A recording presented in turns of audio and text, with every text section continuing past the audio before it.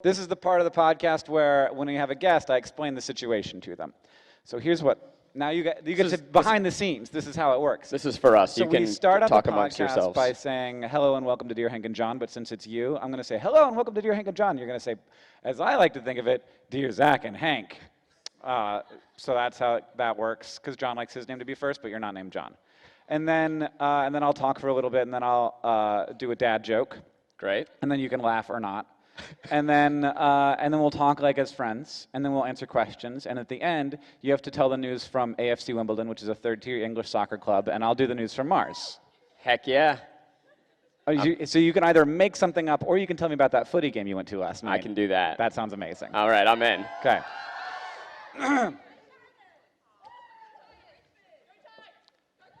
Sports!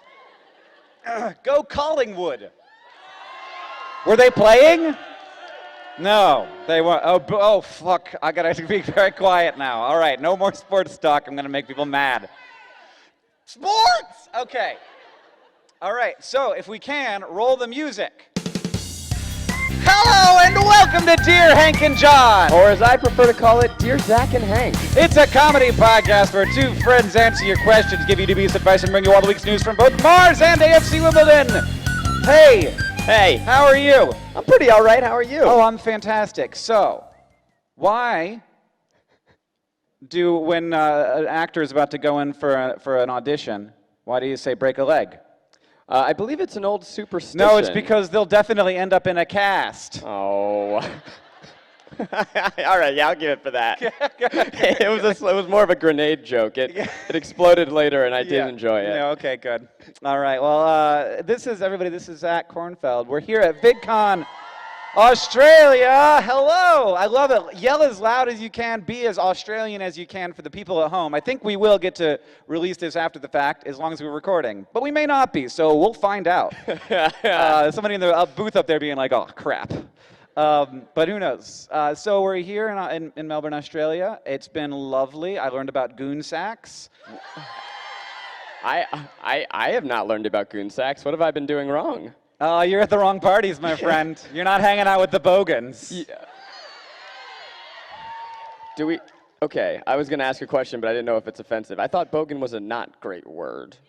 Okay, yeah, okay. Well, you all cheered for bogans. Wait, is it a not great word? Oh, no. What are goon sacks? You got to tell me.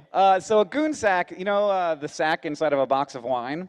Oh. If you take that out and just pass it around and nobody has cups, that's a goon sack. Oh, that's a thing that totally needs a name. That's great. I love that. I mean, we have goon sacks in Montana. We just don't know what to call it. Yeah, we just say slap the bag, which is when you drink it, and then when you're done, you give it a good old slap and pass it along. It's how we all get, hepatitis. It's good.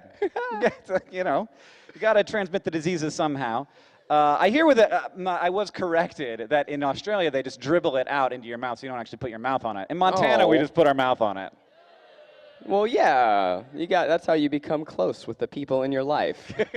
That's how you become true friends. If you're not willing to share diseases, then what are you willing to share? Intimacy is important. Oh my God. All right, so I'm so excited to hear your AFC Wimbledon news. But first, we're going to answer some questions from our audience. That was extremely specific with the in and the out. Yeah, you practiced that. Yeah, makes me think you've been practicing.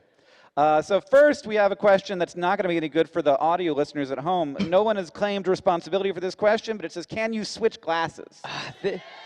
We'll do it. This is like the most. Here you go. You have to hook mine around your ears. Oh, they've got little hooks. Yeah, it's because I have a preposterously tiny head. It's peanut size, so that they had to bend it even more than normal. But it kind of works as its own croquis, where I can whip my head around and they'll never fall off. Here we go. Our prescriptions are not super different. Yeah, not. Wow, you look good in those, actually. I like like that. Good too. Yeah, thanks, man. Yeah. Pretty good. And now we will have headaches for the rest of the podcast. Yeah. I think your vision is a little worse than mine. Yeah, hard to say. I used to be farsighted, and then far just became right directly in front of my face. It's gotten closer and closer my entire life. How do you feel when non-glasses wearers, ask to try on your glasses? It's not a favorite thing of mine. I'll be honest with you, that is almost always someone who's under the years of 5. Oh, when and it that's happens cute. to me, and I'm like, yeah, that left to like little kiddo put on my glasses, take a picture. I just am afraid, again, my tiny head, that their normal size heads will stretch out my glasses to a point of no return. Should I take them off? No, your head is, is wonderful. They aren't coming off. They will not come off. Yeah, They are tight on there. This is amazing. It's for all the sports I do not play. I don't even know how to get them off. You have to flip it. Wow. Oh my god. Yeah, it's a whole thing. Wow. Also because of the hook, sometimes I'll just not even doing anything weird. I'll just be next to somebody and it'll get caught in their hair. It's a whole. Not even doing anything weird. Well, I was gonna say it gets caught in my girlfriend's hair, but then it conjured an image of us being very intimate, and we're not. We're just on a couch. Take your glasses off during the intimacy. That's a little free tip for you. Yes, it's very important advice. Unless you don't want to. I'm not here to tell you what to do. Yeah, I don't want to see anything that I'm doing.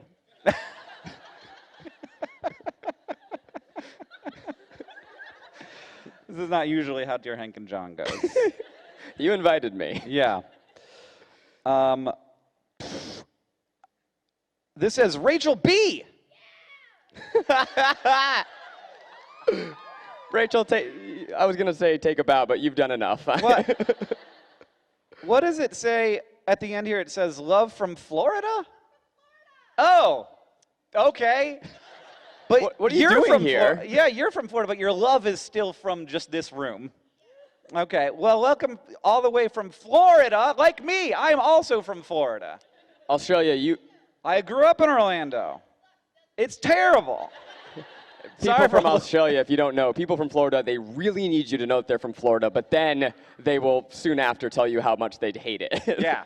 No, it's a real thing. Any other Floridians hate it there? Hey, do you hate it? Yeah, thanks for outing me. Oh. I don't know if I'm about to out you on something else here, but it says, what is the least dumb way to ask someone out? Oh, the least dumb way, which I like the way you phrase that. You're accepting they're all that dumb. It sucks no matter what you do. Oh. Is the person in the room? Oh. a tense you could get me to do it. Oh, okay, and we're not confirming nor denying. Does anybody in the room want to go out with Rachel? Just got a hair flip there. Definitely a live podcast is dumb, but not the most dumb, but also not the least dumb. It's tough for me to answer because most ways that I've asked people out in my life have been very dumb. I've failed at it a lot. Yeah, you've had it come back on you. You know what? In my experience, mostly I've succeeded at getting people to go on a date with me, but then then that is sort of that was sort of like the end of that process. It almost appeared in my high school era, and I don't know, this might have just been the way that high school worked, was that the kiss happened and then the relationship ended, which makes me ask some questions about my skills as a mouth user. And yeah, so but I hopefully have evolved since then. Well, you've kept one since. It's true. So your mouth using has improved, we would hope. Or she's just She doesn't know better. Yeah, she's just a kind human. I think that when it comes to asking someone out, being direct is better and showing a form of confidence because no one wants someone who's wishy-washy. I've tried, different versions of games and gifts and knickknacks and doodads, and those don't seem to make much of a difference. Wow. Give me an example of a knick-knack doodad. Okay, the one that I'm thinking about is because you have a stack of cards here. In high school, I asked someone out. I wanted to ask someone out to prom, and so I asked her out in a series of flashcards. Do you do that here? You study for tests with flashcards. So I made there was a great mix of 50-50 people who thought that was cute and people 50 who were like, oh no. Yeah. The second half was more correct. Yeah. So I was so nervous. I was just sweating, and this is also a thing that happens is that when you're younger, you crush on people, and what you decide to do is to not talk to them. That's how you're going to show them how much you love them. So I told her that she dropped the cards, and I expected her to look at it. This was the moment I expected, which was like, what is, oh my goodness, Zach. Why, you shouldn't have. Yes, I would love to go to prom with you. What actually happened was she just turned around and I'm like, oh, you dropped this one. Oh, cool, thanks. And took it, walked away. Didn't read it, didn't look at it. And then 2 days later, she was digging in her bag and she realized that I had asked her out to prom. Wow. She said yes. Oh! And then I watched her make out with someone else at prom. That's the worst, man. Yeah, That's yeah, hard. yeah. That's hard. Yeah, once again, we shared mouths a lot at my high school, something that you guys apparently don't do with your wine. We do it with our prom dates. That's hard, man. I'm sorry. Yeah, it was rough. My most successful high school asking out was, do you want to watch the shuttle launch with me? Because Orlando, where the space shuttle launched, and this was back in the 90s when that was still a thing. It was cool. It was cool. And we went and sat on the dock and watched the shuttle launch at some stranger's house because neither of us had a dock. I like this more because I think an activity date is a great way to get in, and it also will help you feel less awkward. You're not asking someone out on a romantic quest. You're just saying, hey, let's do a this shuttle cool launch thing. is pretty romantic. It worked out all right. She was a cutie. I think that you just say, do you want to hang out? And if you have an idea for the hangout, then do that. But really, a date is just a hangout, and then you see what happens. That's the coolest thing I've ever seen is people who are just like, hey, do you want to hang out sometime? And it's like, that's cool. That's it's not a lot. I don't feel freaked out by that.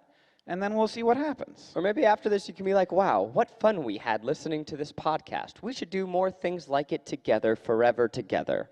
Forever! Forever! Now, maybe not forever. No, tell them it's forever. You need to make your intentions very clear from the beginning. Oh, God. Lock it down. Don't let it go. All right. This question is from Love Meg. Meg, are you here? Yeah. Meg was a little less enthusiastic than Rachel was. Meg is not from Florida. Yeah. All right. So Meg's question is, what's your strategy for winning 7 Wonders? Have you ever played 7 Wonders? Sure haven't. This question is for me. Now, when you're playing 7 Wonders, I can tell a lot of you are 7 Wonders players by how actively engaged you are and listening to me right now. It's really about playing the hand you are dealt. You can't just go in on a strategy without knowing what you have, and you have to be willing to change and adapt as the play goes on. And this way, it is very much like life. It's a beautiful metaphor.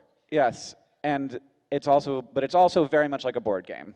It's even more like a board game, and that's really what I love about it. It's little like life. It's a lot like a game. I think, much like I was dealt with this, and so my game strategy is light humor, Right, flashcards. Yeah, and flashcards. I'd like to play. Did you bring it? No, I have it on my iPad, though. All right. So I guess I did. Sophie.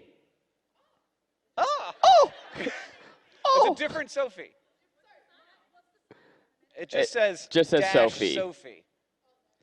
It's a different Sophie. How many Sophies are here? Raise your hand if your name is Sophie. Wow, we've got No. 800 Sophies in attendance. Wow, this is amazing. it's a very common Australian name. The listeners at home, you can't see this, but there are 800 Sophies, and they're Just go forming. go woo if your name is Sophie so they can hear you. Wow, and Wow, they've so many all Sophies. formed giant SOPHIE in the crowd. It's like a flash mob of Sophies here. Yeah. God, they're so organized. This is They're going to take crazy. over the world. How did you start something from nothing? No, I'm sorry. It says, how did you start from nothing? Well, when a man and a woman love each other very much. Mitosis. Nothing starts from nothing. Nothing starts from nothing. It's a beautiful song lyric. Yeah.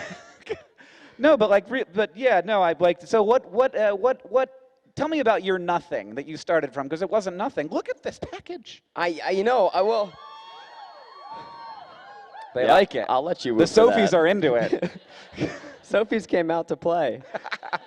The question almost, it's trying to find like my Drake moment. I started from the bottom. I think it's trying to create this narrative that we all came from great struggle and rose unexpectedly. I don't know that that's totally my story. No, I don't think it's anybody's story, really. Like, everybody is like starts with things. Like, we have our health. You know, people like, you have certain levels of health. You have certain levels of systemic advantage. You have certain levels of various kinds of capital, whether that's like actual money or just like knowledge of how the world works. Like, just speaking English is a huge value in this world because you can communicate with the people who have most of the power more effectively. I also believe that your quote-unquote nothings are somethings. The things that are negatives are things that make you different or unique. Certainly, if you're a creative person or an artist, you can turn your nothings into the things that make you different and have stories worth telling. I've won the Sophie's over. So I guess the nothing is that as a child, I suffered from depression at a very young age. I was going to therapy in like 2nd and 3rd grade, which is not something most children do.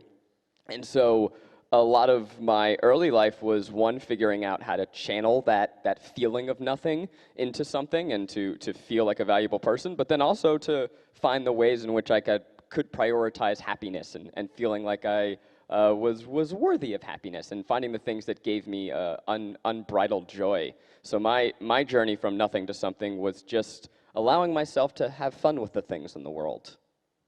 Nice. Well, thanks. Woo! Dear Hank and Zach, unsigned question. If you could portray any celebrity in a biopic, who would it be? So first, like, why can't the celebrity play themselves? They're a celebrity. They're dead? It's a great reason that They're dead, so it has to be a dead one. I would probably, I think I could play you, maybe. I'm not dead! Well, but if you do die, I'll be there for you. Okay, all right, so pact. I'm in. Okay, if you die, I'll play you. If I die, you play me. You got, Because they're not going to make a movie of either of us unless we die. Yeah, well, that's the best ending to a movie. Some kind of tragic turn. No biopic works without a disease or a turn to drugs, so we're going to have to get our lives a lot darker. Well, I have a disease, and I've turned to drugs to treat it. There you go. Yeah. Well, we got a movie. Prescribed by the doctor. I take it very carefully. Yeah. It's very important. Abuse it just a little bit, and then get off, and no, then we got a movie. Yeah, they do a blood test every month. Well, then you don't want a movie. I honestly, like, I expressed to you the depth of my disinterest in playing a person in a movie. You have no interest in that? I'm so busy. Like, I once went in to I did a pilot of a television show, and I hated it so much. They paid me $1,000, which was great. $1,000 in a day, cool. that's amazing. So I liked that part of it, and they had unlimited Cliff Bars. So, like, woo! Those parts were great. But when I make a YouTube video, I like talk to the camera and I record the line, and if I mess up, I'll say it again.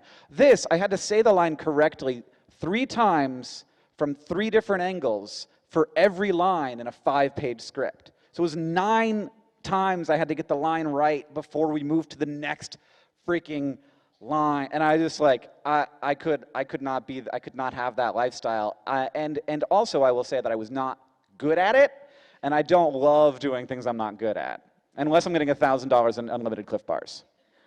I think I would still be into. I don't want to play anyone in a biopic, but if they remade Honey, I Shrunk the Kids, I would love to be Rick Moranis. What about the Rick Moranis biopic? you could totally do that. You know, his life is actually interesting. It's super interesting. He turned away from acting to spend time with his family. It's very rare that someone gives up fame. Yeah, he just said, screw it, I'm over it. Well, I mean, his wife died. Oh. You didn't know that part? No. Yeah, his wife died of cancer, and he was like, I have to take care of my kids now. Oh, It's very sad, but it's also very nice. Yeah. Well, I feel bad about it. It makes it better biopic, It does make better. I just feel bad that I said screw it.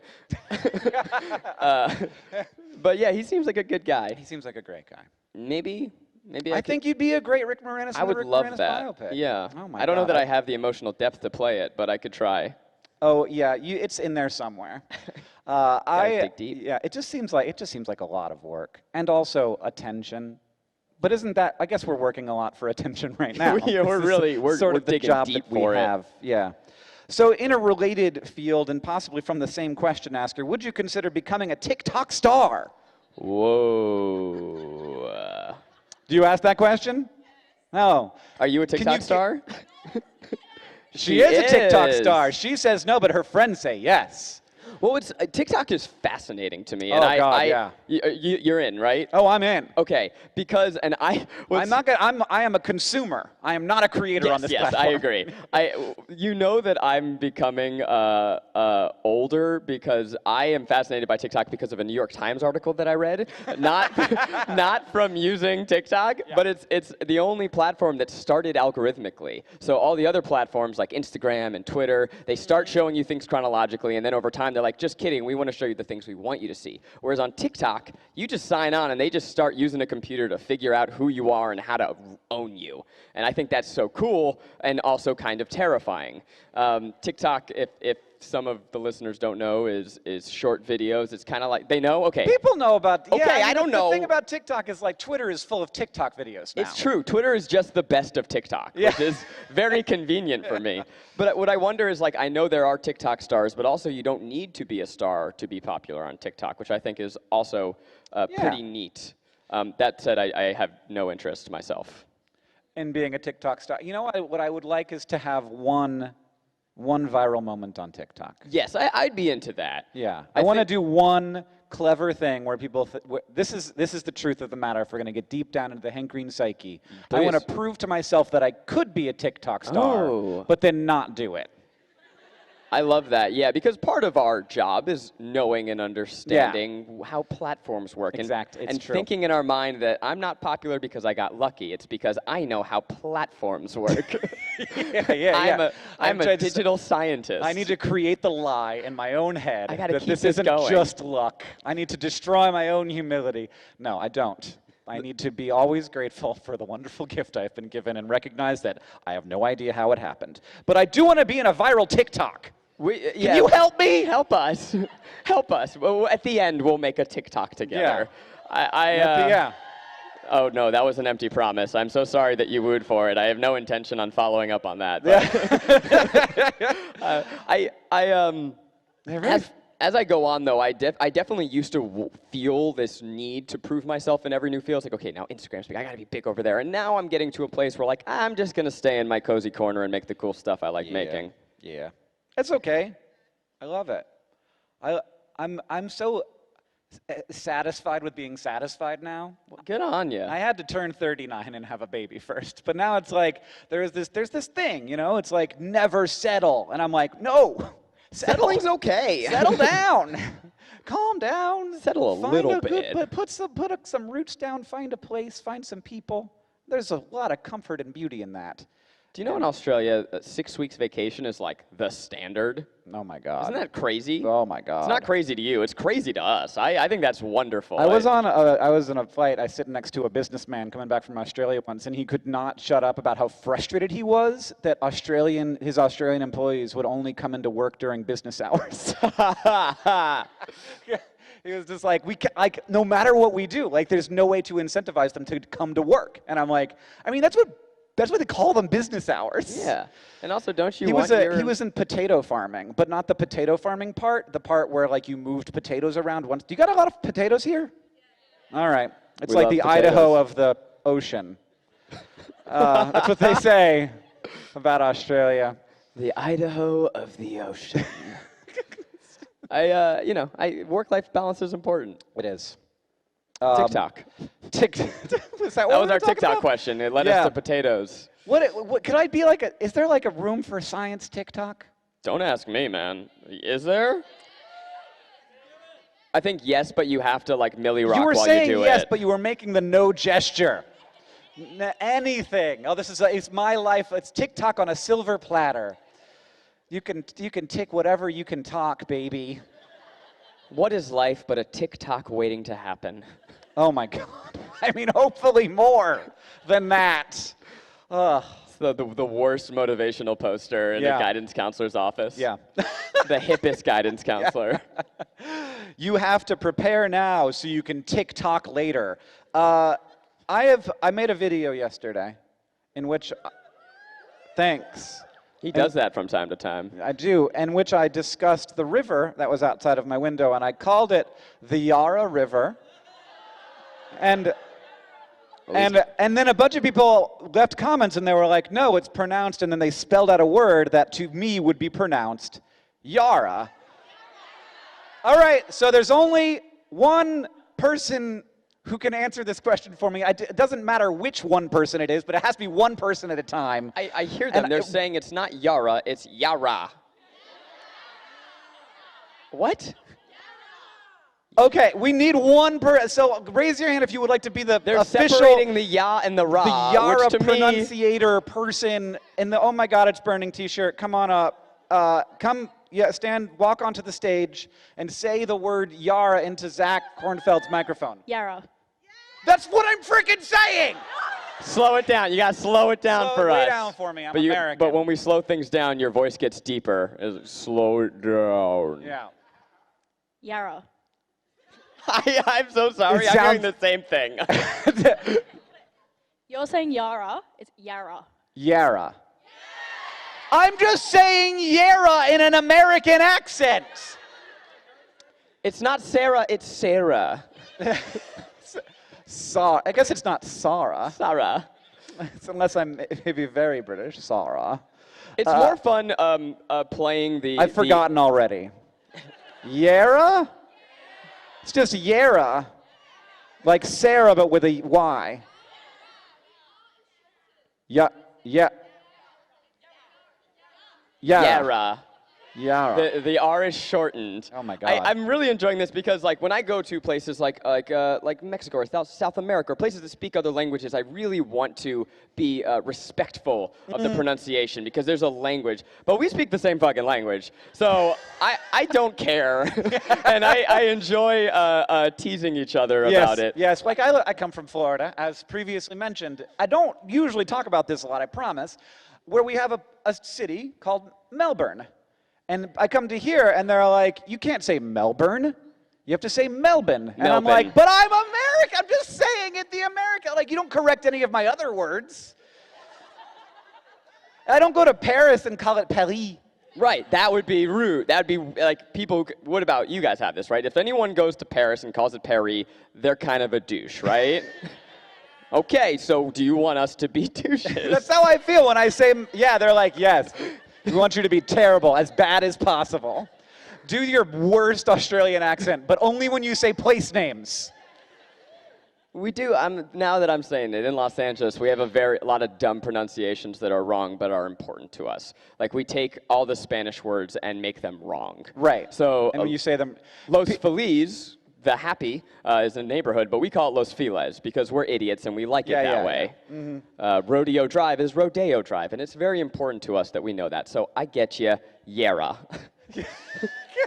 I'm in. I'm back. Hey. I'm on board. I went through a whole journey to get there. I like it. Yeah, you did, and I didn't come with you, but that's all right. Sometimes friends disagree. Well, that's why it's the Zach and Hank podcast. My opinion comes first. It's called Dear Hank and Zach. That is true. I got it very wrong. This says Dear Uncle Hank and Corn Diddy. Yep. Do you have fans in the audience who are really passionate about your Corn Diddy-ness? It seems so. Do we have corn babies? All right. You've got more fans in the audience than I do. It's okay. It's so endearing to me that people have wholeheartedly bought into what is objectively the dumbest username I could ever have grasped onto. I can't even tell people my original username because it is still connected to things that I wrote when I was in high school, and they could Google it. And then I would be really uncomfortable. Yeah, I get that. I don't think that I get canceled or anything, but I would be people would stop respecting me as, not because I said anything wrong, just because I said things that were just dumb. So dumb. I will not out myself more than I have to, but there is a different username that I once used, and I have searched it, and the old posts I have on forums are very findable. And I was active on some TV show forums, and the theories I had and the writing I had was dumb. Yeah. And knowing that that's out there forever is mortifying. Yeah. I'm not telling. Which You'll find it, and I don't want that. Oh, wow. Wow, they're going to go deep. They're going to dive deep and just Yeah. read all the forums for that I feel like show. I'm inviting it now. It's Buffy the Vampire Slayer? It's Buffy, isn't it? I'm not saying it. All right. It says, this is from Christina. Hey. Right there in the front. Why do birds? So, I don't know if you heard, but recently it was announced that that like a third of birds in North America have stopped existing. The population of North American birds is now down 1/3. So why do birds? Maybe not much longer. Look, it's time for the climate strike. We're not doing it, but we are at least mentioning it. Well, I got caught in the traffic of the climate strike yesterday, so I'm doing my part. I was late to something here because I was protesting by being there. Yeah, by being stuck in it. I was a body as in part of it. I'm very glad that if any of you did it, I thank you for going. Yeah. It was a very cool thing to see. Thank you. Heck yes. Why do birds? I was never that into birds. People go. I'm bringing. You gotta boo. There's a story coming. That's where the story starts. Character growth. There's an arc. You got to start low, and then you go on a journey. This is how all stories work. So I was never that into birds. I was never that into birds. People go birding. I didn't get it. Then I came here.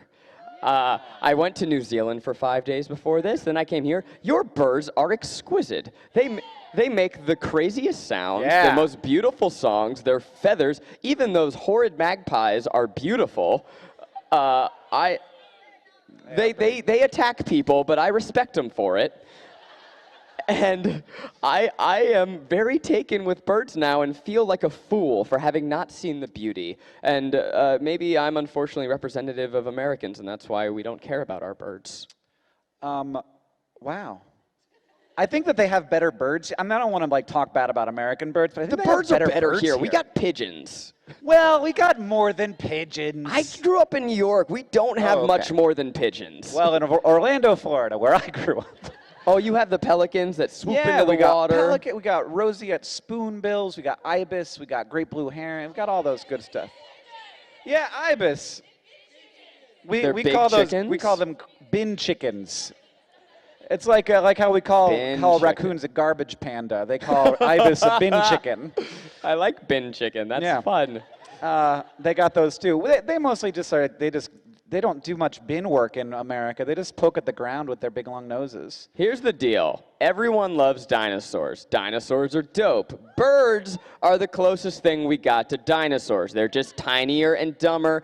Also crocodiles, good point. Those are closer to dinosaurs. No, birds are closer to dinosaurs than crocodiles. This is a thing I know because of my job. But crocodiles have been around for the longest time. Yeah, but so have birds. So have birds. So crocodiles split off from dinosaurs before birds did. How about that? Yeah. So you were incorrect. The crocodiliforms. There was a time when there were crocodiliforms that were basically deer, like crocodiles that were fast land runners.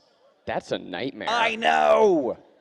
Anyway. Ooh, why do birds? The other day I went to a zoo thing and a wombat attacked my ankles. No, those things are.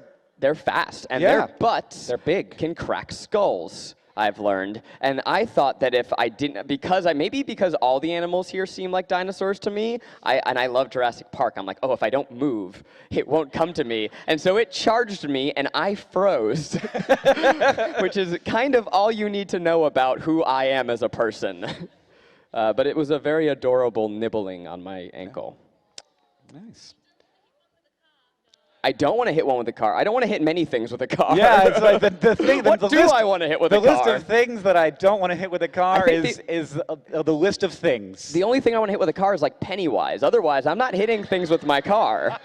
God. For a second, I thought that was maybe a rapper. No. I was just the demon clown. That's not very nice. No, okay, he's a murderer. He's a child murderer. Yeah, Okay, that's good. Do it. Kill that clown. Kill that very, very bad clown. So I guess it's time to get to the news from Mars and AFC Wimbledon. Sorry we didn't have any sponsors today. I forgot to tell Zach about that, and then I also forgot about it myself, and so I didn't write any down. The River. Oh, okay, we're going to do shout-outs. So here's the situation. We do fake sponsors. Okay, yeah, you got this it. one. Right. I'm in. Do you have any fake sponsors? I got through half an episode at breakfast. Okay. Uh, which reminds me that and all of this actually reminds me that this podcast is brought to you by Murdering Pennywise the Clown. Murdering Pennywise the Clown, available at a theater near you. We'd also like to thank today's sponsor, Uncle Hank's TikTok channel. For all the hottest and freshest dance moves, come on by to TikTok. This podcast is also brought to you by asking a girl to prom with flashcards and then having her kiss someone else at the dance. Ooh, this not suggested, but available for the price of free. That sponsor cuts deep. This podcast is also sponsored by flying halfway across the world to get berated by an audience for your funny pronunciation. Here, we're the ones with the silly accents. All right. And now it is time for the news from Mars from AFC Wimbledon. All right. So in the news from Mars, there was a landslide on Mars. Is that possible? Yes! Are there hills on Mars? Are there mountains on Mars? Oh my goodness gracious! The biggest mountain in the solar system is on Mars. Wow. How about that? Wow, you need to come on Dear Hank and John more often. I could educate you on all the Mars stuff. So yeah, there was a landslide on Mars. Mars is actually a little bit, it seems, there are a couple of active geologic activities on Mars. So, one, this very large mountain, Olympus Mons, may actually be active. Active in that it might erupt every 20 million years or so. Which is not often, but No. not active. And then there's also this thing that happens where carbon dioxide will freeze below the surface, and then when it warms up, it will explode out through the surface and make these weird spider web patterns on the surface of Mars that we were all very confused about for a long time because they'd appear and we'd be like, "What's happening?" And that's very cool. But I don't actually know what triggered this landslide, but there was a very large landslide near the North Pole of Mars, and the orbiters there, I don't know which orbiter it was, actually captured the landslide in action, and you can see the cloud of dust in a 3-frame movie that they took from orbit. It's amazing. It's the kind of footage I would never imagine we could capture of an actual geologic event happening on the surface of another planet. That is so cool. Also so scary. Is everyone okay? We don't know for sure. Yeah, if there's landslides stuff could happen. If there's anybody there, then that would be a big surprise. Yeah, we're just sending our support to those who may have potential exobiotic single-celled thingies. Fingers crossed. Fingers crossed. Look, I hope somebody got hurt because that would mean there was someone there. Yeah, that's very cool. I would like to see that footage. It's good. I'll show it to you after the podcast. All right. Maybe that could be our TikTok. I'm glad you're working it out. Okay. Yeah. What do you got for me? Any news from AFC? What do you got? Last night, I went to my first Australian rules footy game. It was very exciting. I didn't know that Australia had its own football until recently. And I didn't hear what you said, so I'm going to keep moving on. It's the finals, which is not the final game, even though that's what you would think that it means. It's the game before the final game. It was the Tigers versus the Cats. The Richmond Tigers, Richmond won. Go Tigers. I'm going to tell you, I rooted for the Tigers. It was very hard for me to not root for a team called the Cats, because you got a feral beast versus a house animal, and that's so adorable. Who in their right mind, when they're going around naming the teams, you got these bad, the Lions, the Tigers. I guess we'll be the Cats. But it was a very exciting game. There was a little boy behind me. Every time that one man in tattoos got the ball, he went, "Come on, Dusty!" And it really was so important to him. And then my other favorite part is anytime someone held on to a ball too long, everyone screamed, "Ball!" So it was a great game. Go Tigers. They won. I'm hooked for life. Wow. And then, to pass the ball, you punch it or you kick it. Like volleyball. It's like volleyball plus football plus soccer, but bigger, and they beat the crap out of each other. But somehow no one gets injured. It makes no sense. I'm sure no one ever gets injured. Relatively speaking, because they don't have pads, they don't hit each other as hard. But to me, that means wouldn't it hurt so much more when you get driven to the ground? Got any footy players in the audience? Nope. Anybody who actually has played this game? Yeah, a couple back there. You look like you could do that. Did you get hurt ever playing footy? Oh, yeah. Okay, so we've confirmed injuries do happen. No matter what sport I watch, every minor hit, I'm like, well, I'd be out for the season. Just put me on injured reserve right now. I think I would start there. I like just like baseball, where it's like not a contact sport. Even I just like sliding. I watch the ball coming like so. You're just like I would run away from that. Yeah. There's a ball traveling at 100 miles an hour, and it's a foot away from me. I'm leaving. Yeah. I got to swing at a professional speed baseball once. Oh, yeah, yeah. And You were trying that. I tried it. It's a thing I do. It's my profession. But they go so fast. I don't know if you guys know baseball. They wind up, and for me to swing the bat in time, I had to start swinging when his hand was behind him. He hadn't even begun pitching yet, and that's when I had to start swinging because they're super freaks. Yeah. No, that's not for me. Not for me. Did you feel like you had to run away? Because like, how do you know it's not going to hit you? I trusted that he was very good at what he did. But when I played Little League, I always ran away. Because kids suck at things, and I don't want to get hit. Okay, good. Well, I'm glad that you understand yourself. Yeah. It's really half the battle. I bruise easy. Well, thank you so much for being on this episode of Dear Hank and John. Thanks Zach. for having me. It was fun. If you want to see what Zach is up to, you can find the Try Guys all over the world, touring, making videos, making people happy, and it's wonderful.